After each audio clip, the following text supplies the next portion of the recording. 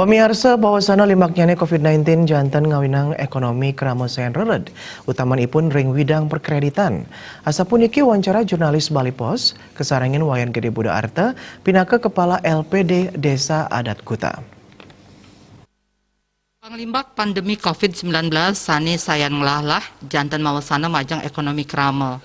Napi malih majang krama sani jagi ngelaksana yang kredit, ringgenah sani ngiaga yang perkreditan sekadi LPD.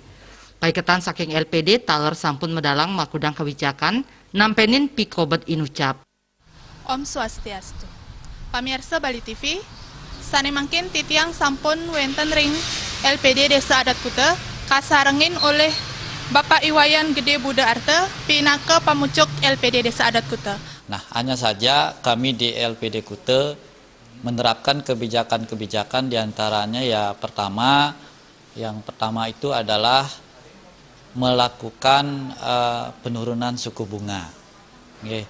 Jadi yang kedua, kami pun memberikan kelonggaran kepada kerama kita untuk membayar bunganya saja. Yang ketiga, kita juga tidak mengenakan denda selama kurun waktu 3 bulan. Dan bunga pun yang kita turunkan juga berlangsung selama 3 bulan dari 1 April sampai akhir Juni. Begitu juga kami juga memberikan keringanan-keringanan melakukan relaksasi kredit. Itu pun masyarakat harus datang ke LPD untuk menyampaikan kepada kami dan kami akan buatkan sejenis berita acara.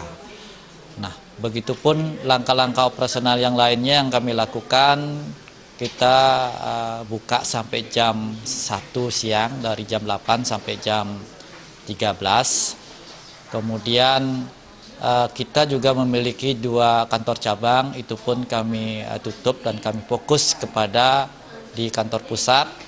Begitu karena kondisi tenaga ataupun karyawan khususnya di bidang kolektor dan bagian kredit yang mengikuti imbauan daripada pemerintah untuk tidak ke lapangan.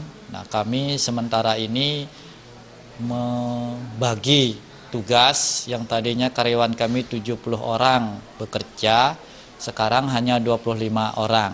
Jadi kita bergiliran bekerja untuk menghindari atau pencegahan kita di internal. Inggih, sekadi sani sampun kabausang kebijakan-kebijakan punika dumugi prasida ngawantu krama sajroning naur tategenan sani kaambil ring LPD.